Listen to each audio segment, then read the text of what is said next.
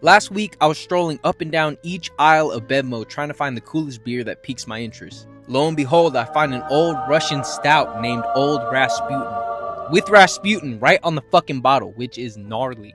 Then I remembered all the crazy facts about Rasputin and I figured I should make a video on this motherfucker. Rasputin was a mystic who was born a peasant during the Russian Empire on January 26, 1869.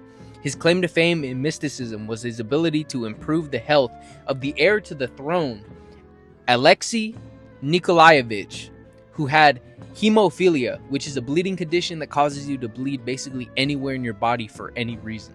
It's basically anemia if you have Ho in your DNA.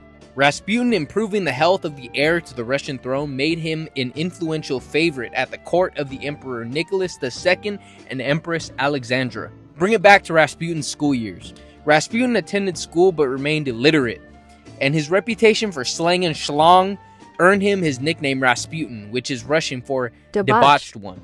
Rasputin underwent a religious conversion at 18 years old, went to the monastery at Verkhocher, and was introduced to the Khlisti sect, which was a religious group in Russia at the time, and this is where his religious philosophies got its first form of merit.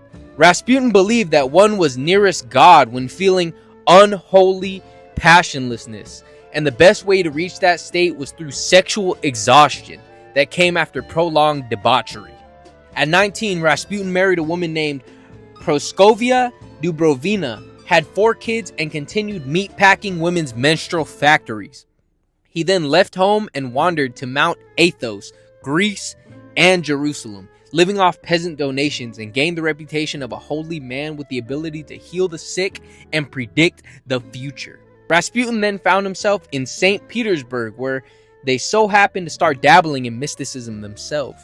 Which brings us back to him healing Nicholas II and Princess Alexandra's child, who had anemia and Ho in his DNA. Once Rasputin healed their child, he proclaimed while leaving the palace that the royal family and the destiny of their child was linked to him. Once Rasputin basically played God and caused a scene in the fucking palace, that's when his decade of influence on the imperial family and affairs of the state started and lasted for a decade. In the presence of the royal family, he kept his image of a peasant, but outside of the palace, he was still on that bullshit, laying pipe. Rasputin claimed jerking off had purifying and healing effects. He then acquired a mistress and continued ding-donging, raw-dogging, and dock-rocking many women. When Nicholas II heard of Rasputin's misdeeds and acts of misconduct, he didn't believe shit and immediately had people taken out of power and had motherfuckers exiled to remote regions of the empire.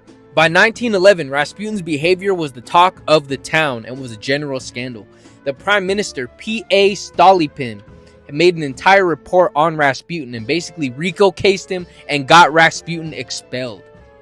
But only months later, Rasputin was back by the word of Empress Alexandra. Emperor Nicholas II, obviously scared as fuck for his son because a wizard witch doctor said his fate was tied to him, just ignored all further allegations. After 1915, Rasputin was at the pinnacle of his power.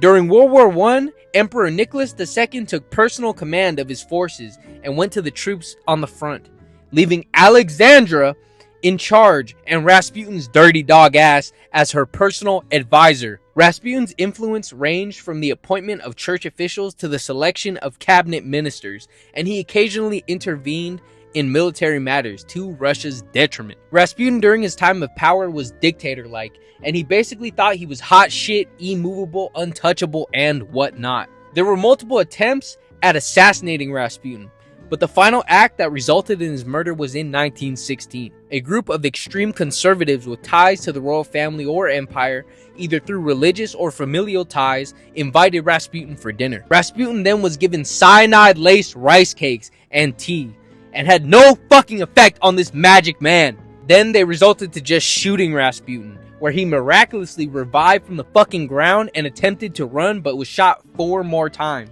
Rasputin then was bound and thrown into a hole in the ice of the frozen Neva River, where he finally died by drowning.